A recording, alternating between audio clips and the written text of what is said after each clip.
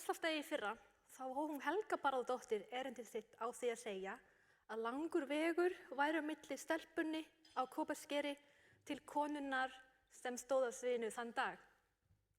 Heyrðu, það er mjög skemmtileg tilviljun því ég er líka frá Kópaskeri. Og þetta er alveg satt, þessi mynd er ekki fake, þetta mynd af mér ásamt Hafþóri og Einari og baki okkur er íþróttahúsið / áhaldahúsið á Kópaskeri. En ok, losunarbókhald. Sko, áður en við byrjum, þá verðum við fyrst að átta okkur á umfangið. Þegar við tölum losun Íslands, þá erum við oftast að tala losun gróðurhúsalofttegunda af mannavöldum innan landamæra Íslands. Og losunin er ekki mælt eins og margir halda, heldur er hún reiknuð út frá grunngögnum eins og sala eldsneytis, magn úrgangs, dýrafjölda. Bíddu aðeins. Svona. Já, dýrafjölda og margt fleira. Þannig að hafið það á hreinu. En losun Íslands má skipta í 3 flokka út frá skuldbindingum Íslands í loftslagsmálum. Við höfum landnotkun, eða á ensku Land Use Change and Forestry, eða LULUCF, eða þið viljið vera með lingóið hreinu. Svo höfum við viðskiptakerfi ESB með losunarheimildir, eða European Trading System, eða ETS, lingóið. Sko, strangt til tekið erum við í dag bara að tala ETS staðbundin starfsemi, því að þið munið, við erum bara að tala losun innan landamæra. Og þar með er ETS-flug, ef einhver veit það er ekki inn í þessu bleika. Ok, svo höfum við samfélagslosun, eða á ensku ESR, sem ég var að detta út með núna. En það hét áður losun á beinni ábyrgð Íslands. Ég glemdi, ég væri með animation, sorry. En ok, svona er losun Íslands, þegar búin að skipta hann yfir milli þessara 3 flokka. Hún var hæst þarna 2008 og hefur svona hægt og bítandi verið farið niður og er í dag 12,4 milljón tonn. Og þar af 2,8 milljón tonn í samfélagslosun, 1,9 tonn í ETS staðbundin starfsemi og 7,8 milljón tonn í landnotkun. En ok, rúmlega 12 milljón tonn, hvað þýðir það að veita einhver? Er það lítil losun eða er það mikil losun? Það er engin fullkomlega til að svara því, en ég gæti reynt. Hér er losun Íslands, losun Norðurlanda og meðallosun ESB-ríkja á hvert íbúa árið 2022. Við erum þarna hæst með 33 tonn á mann og meðan öll hinn eru öll undir 10 tonn á mann. Þetta er mjög sjokkerandi að sjá, sérstaklega ef maður að sjá þetta í fyrsta skiptið, en þessi miklu munur er fyrst og fremst vegna sérstöðu okkar í flokki landnotkun, sem sagt í flokki í grænaflokknum. En það er þannig að flest Evrópulönd er með meiri binding en losun í þessu flokki. Við hins vegar erum með meiri losun en binding. Ef þessi flokkur væri bara ekki til, þá erum við þarna hjá gráu súlunni til vinstri með cirka 12 milljón tonn á mann. Ok. Förum nú að kynnast hvert flokk betur, byrjum á landnotkun, en í landnotkun er sem sagt losun og binding frá hvers konar notkun á landi. Sumir kannast við þeirri venju að tala losun ríkja með og án landnotkunar, en það er vegna sérstöðu flokksins til skuldbindinga og til ábyrgðar ríkja. En eins og ég nefndi áðan, þá er mörg lönd með meiri binding en losun og því er gott að hafa þennan flokk til sér svo löndin getur ekki skilt sig bak við bindinguna sína. Og svona hefur losun frá landnotkun á Íslandi verið þróast í gegnum tíðina. Þetta er mjög tíðindalítið graf, það er cirka 8 milljón tonn á ári og losun í landnotkun má fyrst og fremst rekja til framræslu votlendis. Og svona þegar búin að skipta flokkurinn undir flokkana. Við höfum votlendi, ræktað land, mólendi og skóglendi. Og takið eftir því að allir undirflokkarnir nema skóglendi hafa verið að koma út í nettólósun í gegnum tíðina. Tökum 2 undirflokka og höldum svo áfram. Mólendi. Mólendi langstærsti flokkur landnotkunar. Þetta fyrst og fremst CO2-losun frá landi sem áður var votlendi en hefur framræst og orðið að mólendi. Losunin mjög svipuð milli ára eða það bil 6 milljón tonn á ári.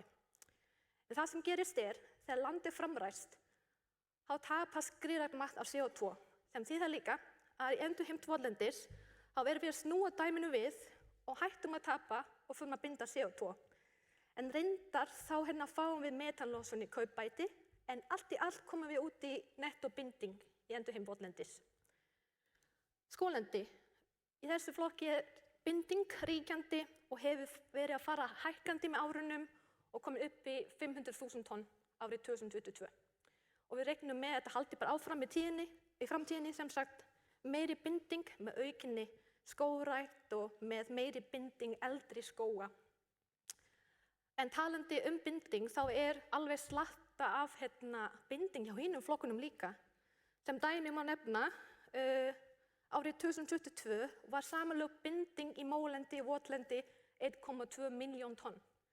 1,2 milljón tonn, það sko slatta, en sú binding fellur í skugga losunar. Og samanburðurinn, við erum með 21 tonn á mann, við og Finnland erum í nettolosun, meðan hinn eru í nettobinding, Danmörk líka, það sæst ekki, og að meðtali eru ESB-löndin að koma út í nettobinding. Áður en við kveðjum landnotkun vil ég taka fram að undanfarin ár höfum við markviss verið að gera úrbætur í þessum flokki, meðan vegna hertari krafna gæði gagna, en það tekur bara sinn tíma að fá góð gögn í gegnum rannsóknir og mælingum. Og þessu úrbætur halda bara fram í framtíðinni og í leiðinni mengum við óvissuna alltaf. En þessar úrbætur eiga ekki bara við landnotkun, það á líka við bókhaldi almennt. Við erum sífellt að fá skýrari mynd af losuninni og erum sífellt að minnka óvissuna. Ok, næsti flokkur, ETS staðbundin starfsemi. Í þessum flokki sem sagt losun frá stóriðju og afbragðsstóriðju. Og ETS-kerfi virkar þannig að aðilar innan kerfisins fá úthlutað losunarheimildir á hverju ári. Ef þeir fara yfir heimildirnar, þá verða þeir að retta sig fleirum og eins ef þeir losa undir, þá mega þeir selja þær eða bara spara. Og þetta skapar þrýsting og hvata fyrir rekstraraðilana til að minnka sína losun og líka tryggja það að samdrátturinn eigi sér stað þar sem hann hagstæðastur. En hann Daniel fer yfir þetta eftir. Og svona hefur ETS-ið verið að þróa sig gegnum tíðina, kom þarna bratt upp til 2007 og þá voru það verksmiðjuna að fjölga og framleiðsla aukast, en hefur síðan verið svona tiltölulega stabil. Losunin skiptist í bara 2 flokka, losun frá álframleiðslu og losun frá kísil og kísilmálmframleiðslu. Ok, áður en ég held áfram, þá vil ég taka fram að allir flokkar hér eru mikilvægir, koma okkur öllum við, en það verður kannski þessi flokkur sem við eigum kannski auðveldast með að tengja. Í þessu losun frá bílunum okkar, frá úrganginum, frá landbúnaðinum og margt fleira. Svona hefur samfélagslosunin verið að þróast í gegnum árin. Náum toppnum þarna 2007 með 3,5 milljón tonn, fórum þann bratt niður, fórum smá að hækka aftur milli 2000 og hvað? Við aðeins ég mann ekki, 12 og 18. Tókum COVID-dýruna og erum núna 2,8 milljón tonn, svona cirka. Eins og staðan þá megnið af losuninni frá vegasamgöngum, frá landbúnaðinum og fiskiskipunum.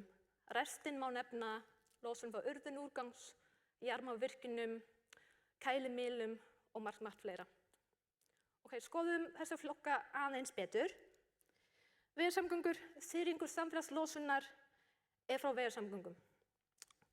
Losunin sveiflast eftir því sem gengur og gerist í samfélaginu og er komin upp í rúmlega 900.000 tonn árið 2022. Af þessu rúmlega 900.000 tonn 63% frá fólksbílum. Margir velta fyrir sér áhrif rafbíla, þau hafa verið fjölgað svolítið og niðurstaðan sú að losun á hvern ekinn-kílómetra hefur minnkað um 20% milli 2018 og 2022, sem gott.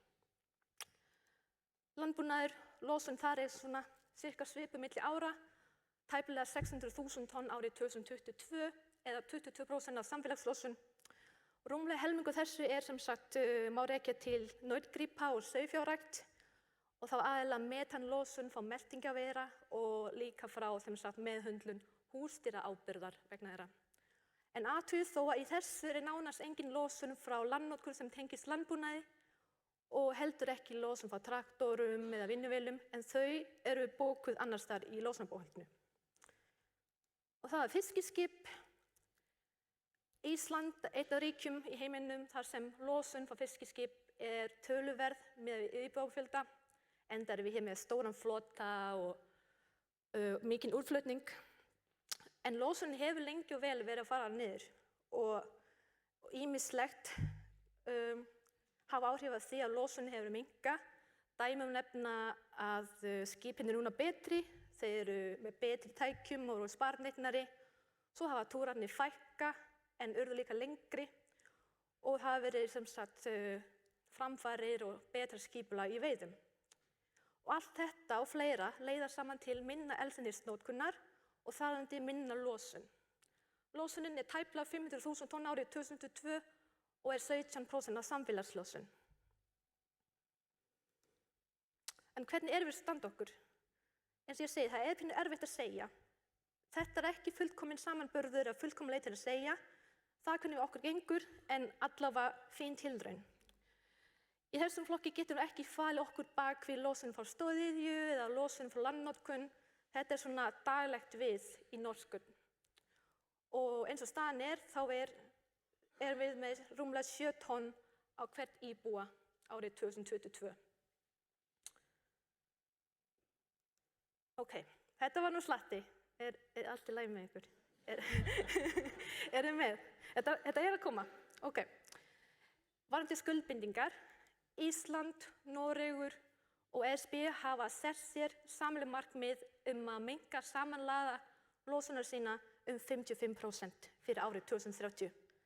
Sem þýðir að 2030 þurfum við saman að ná 40% samdráttur í samfélagslosun, 62% í ETS og árið 2030 þurfum við saman að ná 310 milljón tonn nettobinding í landnotkun.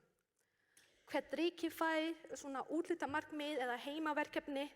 Við erum ekki búin að fá okkar staðfest, en líklega væri það í kringum 41% samdráttur í samfélagslosun. Í landnotkun getur markmið okkar hljóma eitthvað í þeim dúr að nettolosun megi ekki fara yfir hvað X.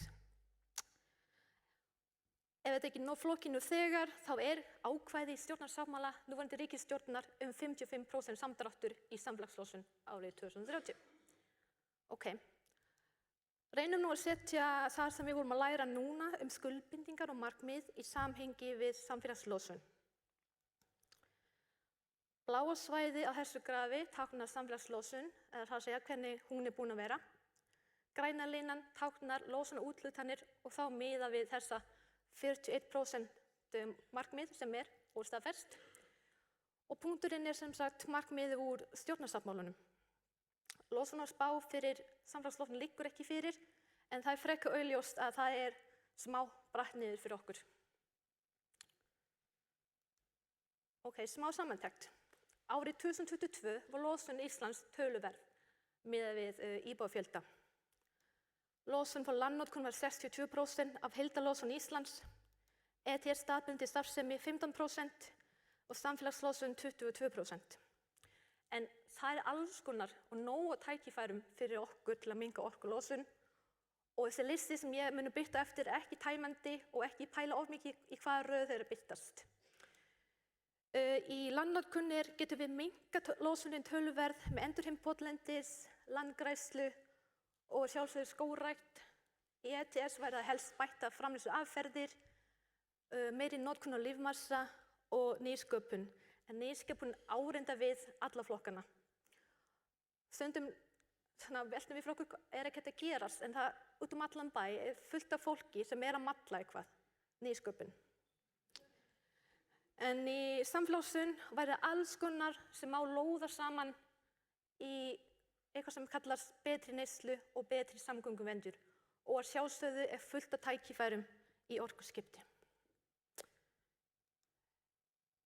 Ef við viljum líkja losun Íslands fjallgöngu, þá erum við búin að ná toppnum. Það var rosa gaman, við tókum hópselfie, skrifum gestabókina, en nú komin tími til að fara okkur niður. Og það bratt niður og við veltum því fyrir okkur, erum við til í þetta? Og hvaða búnaður erum við með í bakpokanum? Hvernig munum við takast á við allt þetta vesen sem við mætumst á leiðinni niður? Og munum við ná niður fyrir kvöldmat? Og ekki síst erum við öll að samferða og hjálpast að á leiðinni niður. Takk fyrir.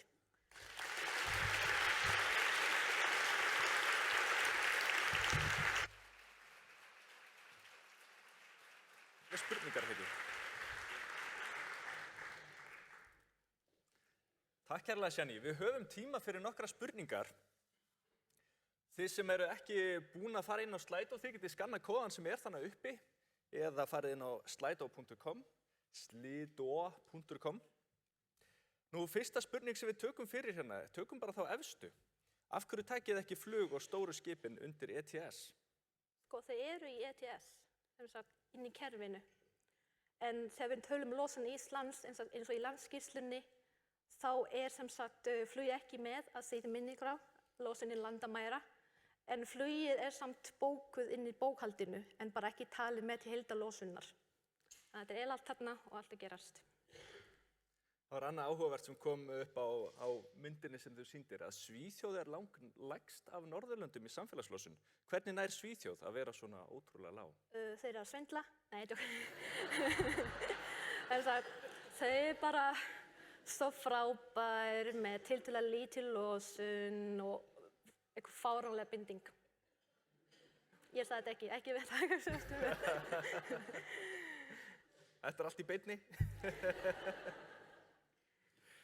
Ég voru að taka næstu bara. Ja. Af hverju samfélagslosun á Íslandi talsvert hærri en á hinum löndum sem sýnd voru á þetta svona öfug Svíþjóðarspurning? Já, sko, það er mjög hættulega að svara þessu spurning. Því við erum svo duglega að gera allt. Það allt brjálega að gera hér, duglega að keyra, þurfum mikið að keyra og erum sem sagt, ég veit ekki hvernig best að svara þessu. Bara brjálega að gera? Það bara allt að gera svo brjálega að gera, skilur. Og nei, auðvitað sem sagt við með fiskiskipin, það bara eitthvað sem við gerum, að við séum niðurlegir sem gott, en samt sem áður nóg eftir. Og já, og landbúnaðum, það líka bara eitthvað sem við gerum, hvorki gott né slæmt, og það bara sendið í stað, sem líka gott. Bílamálin, við keyrum mikið, en við erum alltaf að reyna að gera í þessu. Þetta bara allt á leiðinni. Ég sé að spurningarnar uppfærist ekki á skjánum hjá okkur þegar það búið að svara þeim, en það kom hérna spurning áðan það hvaða leiðir við höfum til þess að draga úr losun frá landi, þessum LULUCF-flokki. Voru ekki að fylgjast með hann? Endurheimvotlendis, landgræðsla, skóglendi og einhverja brugga eitthvað. Ég bara ekki alveg nóg svona catch up á þeim málum. En svona stóru rísarnir væru endurheimvotlendis, landgræðsla og skógrækt. Akkúrat, ég held við höfum tíma fyrir eina í viðbót. Fyrirgefðu. Ég veit að þið ættu öll að vera búin að lesa skýrsluna, auðvitað. En hvers vegna ekki strangari kröfur á meðhöndlun lífræns úrgangs frá landbúnaði, til dæmis til þess að hvetja föngun á metani? Einhver tækifæri þarna? Þetta kannski spurning fyrir einhver annan? Sko, það tækifæri þarna, en ég treysti mig ekki til svara. Kannski ráðherra á eftir. Sorry. En þú veist, aðgerðir, það verður ákveðin balans. Það má ekki of íþyngjandi, en það verður samt að virka. Og þetta kannski samtali sem við eigum eftir að hafa og klára að hafa, sem sagt, með landbúnaðinum. Frábært. Takk kærlega fyrir þetta, Shani. Takk kærlega fyrir.